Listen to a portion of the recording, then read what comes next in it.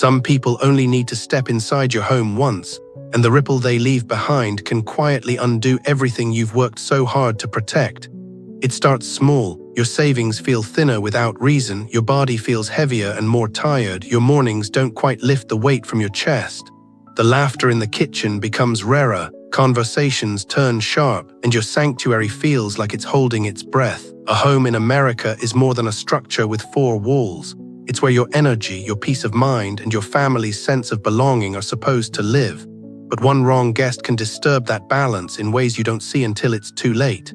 They may arrive with a smile, a familiar face you've known for years, yet carry a presence that drains the light from every room. Sometimes the danger isn't in what they do, it's in the energy they leave behind, a residue that clings to the air. Your furniture, even your own thoughts. This isn't superstition, it's the quiet truth of how certain people can shift the atmosphere you've spent years cultivating. Today, we're uncovering the 5 types of visitors who can rob your home of health, peace, and fortune, often without you realizing it, so you can recognize the signs before your safe haven becomes a place you barely recognize. Part 1. 5 types of people who should never cross your door. Number 1. The conflict bearer. There's a certain kind of person who doesn't need to raise their voice to fill a home with tension. You know them the moment they arrive, the way their presence shifts the air, the way a simple hello feels like a prelude to something heavier. The conflict bearer thrives on friction, whether they admit it or not. They walk into your home carrying a charge, and before long, small disagreements become sharp edges, light-hearted jokes turn into subtle digs, and conversations that once felt warm now have an undercurrent of defensiveness. In a house that was calm just hours earlier, you suddenly find yourself tiptoeing, guarding your words, bracing for the next spark. It's not just about arguments breaking out, it's about how their energy seeps into the very rhythm of your household. Maybe you notice your partner becoming more impatient, your children snapping at each other, or even your own thoughts becoming sharper and less forgiving. The conflict bearer doesn't always start the fire. They simply bring the match, knowing or not, and leave you to deal with the smoke long after they've gone. In American homes, where we prize our living space as a refuge from the outside world, this kind of disruption can be deeply unsettling. Your home is supposed to be where you exhale, where you lower your guard and feel safe in your own skin. But when someone with a restless, combative spirit crosses your threshold, that safety begins to erode. The walls might still stand, the furniture might still be in place, but the atmosphere shifts. Your sanctuary now feels like it has corners you avoid, rooms where you can't quite relax. And here's the danger. The damage isn't always immediate or obvious. It can unfold like a slow leak in a roof, barely noticeable until you're standing in a room you no longer recognize, wondering when it stopped feeling like yours. The conflict bearer often comes disguised as the friend who tells it like it is, the relative who's just being honest, or the neighbor who means well. They might believe they're helping by pointing out flaws or stirring debate, but their constant undercurrent of opposition disrupts the harmony you've built. Even after they leave, their energy lingers, like the faint smell of smoke in a room that's already been aired out. Protecting your home from this kind of influence isn't about shutting people out entirely. It's about knowing who carries peace with them and who carries chaos. The next time someone's presence leaves you feeling drained, tense, or subtly on edge, pay attention. That's your home, your sanctuary, telling you it's under siege. And in a world that can already be harsh and unpredictable, the one place that should never feel like a battlefield is the place where you lay your head at night. Number 2. The boundary breaker. Some people don't storm into your home with loud voices or obvious disrespect. They slip in with a smile, a warm greeting, and the quiet assumption that your space is theirs to claim. The boundary breaker doesn't recognize that every home has an invisible map, a natural flow and order that gives you comfort and stability. They pick up framed photos without asking, open cabinets uninvited, settle into your favorite chair without a thought, and wander into rooms you didn't invite them into. On the surface, it might seem harmless, just someone making themselves at home, but what they're really doing is erasing the sense of safety that comes from knowing your private world is respected. In an American home, personal space isn't just about square footage, it's about trust. It's about knowing that when you close a door or arrange a room a certain way, those choices will be honored. The boundary breaker, even without ill intent, disrupts that trust. They shift objects in ways that feel small but leave you unsettled. They move through your house as though there are no lines between guest and host, no sacred spaces that should be left untouched. And while you might not speak up in the moment because you don't want to seem overly sensitive, you feel the disturbance long after they leave. The photos you placed with intention now feel like they've been handled without care. The chair that was your quiet corner feels less like yours. The kitchen, where you cook and create, carries the faint residue of someone else's energy. This isn't about being territorial or unkind. It's about understanding that a home's balance depends on its boundaries. Without them, the space stops feeling like a sanctuary and starts feeling like common ground where anything can be touched, moved, or claimed. The danger is that repeated visits from a boundary breaker wear down your sense of ownership, and with it, your comfort. You start anticipating the intrusion before they arrive, subtly bracing yourself for the moment they cross the line again. Protecting your home from this isn't about becoming cold or unwelcoming. It's about being clear on the invisible lines that keep your energy intact. A respectful guest feels the difference between what's offered and what's private.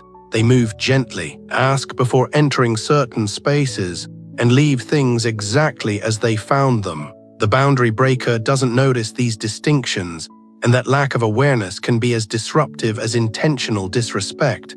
Your home should always feel like it belongs to you fully and completely, no matter who steps inside.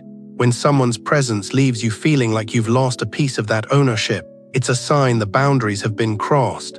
And once those lines blur, the sanctuary you've built can quickly lose its shape. Number 3, the former lover. There's a unique weight that settles over a home when someone from your past love life steps inside. The former lover carries more than memories, they carry the emotional imprint of who you once were with them. Even if the relationship ended years ago, their presence can awaken feelings you thought were long gone. The rush of old happiness, the sting of past pain, the bittersweet pull of what might have been. It's not always dramatic. Sometimes it's just a glance, a certain way they laugh, or the way they move through your home as if the walls remember them too. That quiet stirring can disrupt the peace you've worked hard to rebuild, blending yesterday's emotions with today's reality in ways that feel unsettling. In an American home where we hold our personal space as the center of our emotional stability, this intrusion is deeply personal. Your home is where you rest from the demands of the outside world, where you nurture your current relationships and find balance. But when an ex crosses the threshold, especially one who played a significant role in your heart, the energy shifts. The rooms that once felt steady may now echo with conversations you no longer have, arguments you'd rather forget, or moments of intimacy that no longer belong to your present life. The danger isn't only in what they might say or do, it's in the way they can reawaken unresolved feelings. If there's any lingering resentment, guilt, or longing, their presence can act like a key turning in a locked door you meant to keep closed. This can create tension with a current partner, stir self-doubt, or simply leave you feeling emotionally off balance. Even after they leave, the air feels different, as if something old has seeped back into the foundation. Protecting your home from this isn't about holding grudges or pretending the past never existed. It's about knowing when the past has no place in your present sanctuary. Letting a former lover into your home without clear boundaries can blur the lines between who you were and who you are now. And in that blur, the peace you've built can begin to fray. A home should hold only the energy that supports your present life. If someone's presence pulls you back into old wounds or unsettled emotions, it's worth asking yourself whether opening that door is worth the cost. Your sanctuary should reflect where you're going, not reopen the chapters you've already chosen to close. Number 4, the whisper of negativity. Some people don't need to raise their voice to poison the air. They do it quietly with carefully chosen words that sound harmless on the surface but carry a sting underneath. The whisper of negativity slips into your home with a smile, sits at your table, and begins planting seeds in the most casual way. A remark about how someone in your family seems distant lately, a comparison that makes you question your own choices, or a subtle reminder of something you'd rather forget. These words don't cause an explosion right away. They settle in slowly like dust in the corners, unnoticed until they've dulled the entire atmosphere. In a home, especially here in America where we see it as our safe harbor from the world's noise, this kind of influence is insidious. You may find yourself replaying their comments long after they've gone, wondering if there's truth to the doubt they've sown. Tension may rise between you and your spouse over something that wasn't even an issue before. You might start looking at your children through a lens of criticism that wasn't there yesterday. The whisperer of negativity rarely owns their intent. They cloak it in concern, in just being honest, in "I only want the best for you." But their words carry a vibration that unsettles trust, erodes warmth, and makes relationships feel fragile. The real danger is that you can become the carrier after they've left, speaking their doubts aloud, passing their negativity along without even realizing it, until the energy in your home feels heavier and colder. Protecting your sanctuary from this isn't about shutting yourself off from advice or differing opinions. It's about knowing the difference between words that build and words that corrode. A truly supportive guest leaves you feeling stronger, more certain, and more connected to your loved ones. The whisper of negativity leaves you second-guessing, comparing, and looking for flaws.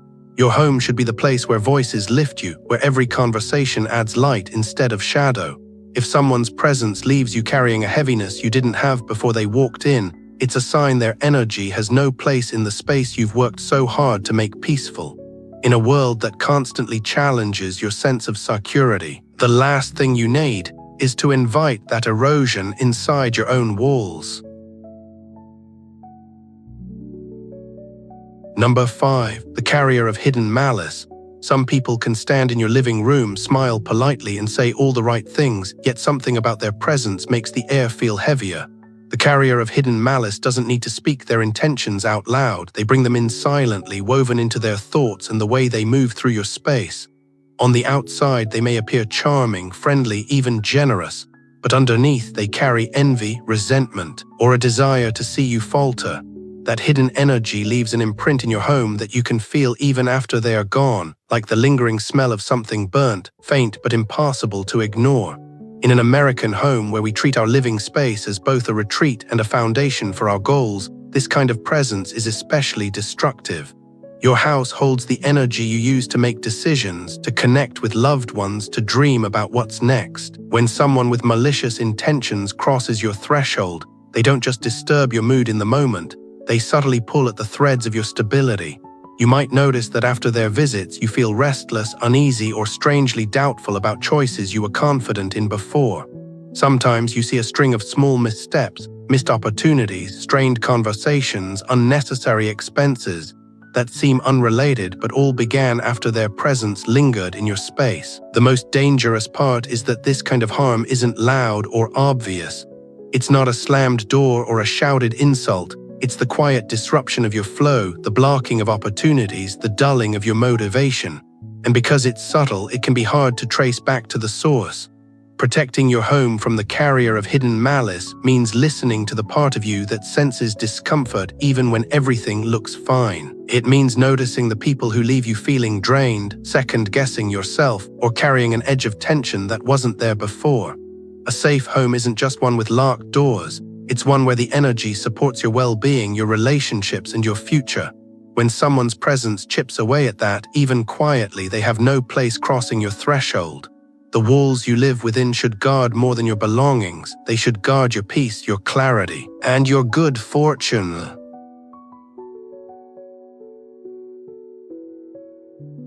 Part 2. Transition: the people worth opening the door for. Not everyone who crosses your threshold drains your home's energy.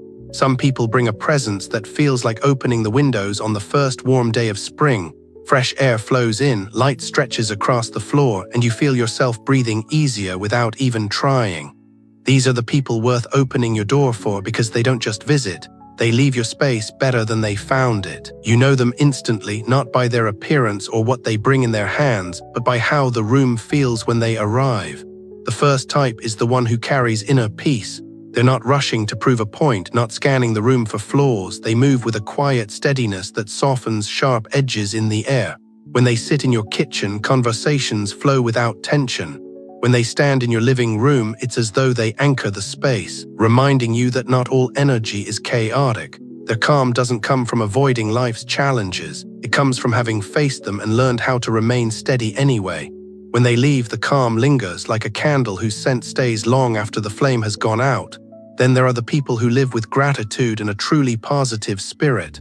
They're not naive or blind to hardship, but they choose to see what's good, and in doing so, they help you see it too. Gratitude is an energy that shifts a room's tone instantly. It softens complaints, lightens the weight of worry, and reminds everyone present that abundance isn't only measured in money or things.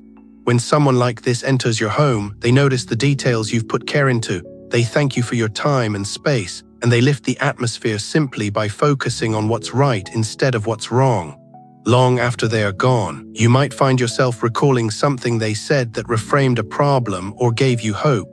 Another kind of guest worth inviting is the one who lives simply and humbly. In a culture where so much energy is spent on competition, comparison, and performance, humility is a rare and refreshing presence. The humble guest doesn't need to take center stage or dominate the conversation.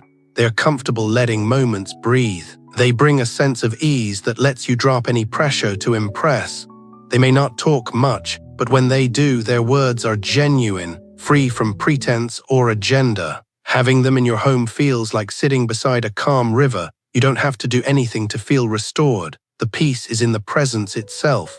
These kinds of visitors all have one thing in common. They respect the invisible boundaries of your home, not just physically but energetically. They ask before moving things, they treat your space with care, and they leave it as harmonious as they found it. More importantly, they bring energy that contributes to your well-being rather than draining it. The difference is felt immediately but also over time. If you spend more moments with people like this, you start to notice you're more patient with your family, more focused in your work, and more at ease in your own skin. In a world where so many interactions feel rushed, transactional, or tinged with stress, being selective about who steps into your sanctuary isn't about shutting people out. It's about making sure that the energy inside your home supports the life you want to live. You can't control every influence outside your walls, but you can choose who's invited to shape the atmosphere inside them. So when you find people whose presence leaves you lighter, clearer, and more at peace, open your door wide. Because every time they step inside, they don't just share a moment with you, they help you fortify the very foundation of your home's peace, health, and fortune. When you step back and look at it, your home is more than a collection of rooms, furniture, and memories. It's a living ecosystem of energy. Every person who enters leaves an imprint, whether they stay for an hour or the whole afternoon. Some of those imprints lift you up, making your space feel brighter, lighter, and more aligned with the life you're building. Others quietly chip away at that harmony, introducing tension, doubt, or heaviness that lingers long after the door closes behind them. The truth is, protecting your home's energy isn't superstition. It's an intentional act of self-preservation supported by what we know about human behavior and emotional influence. Our moods, thoughts, and interactions are shaped by the environments we occupy, and those environments are shaped by the people we share them with.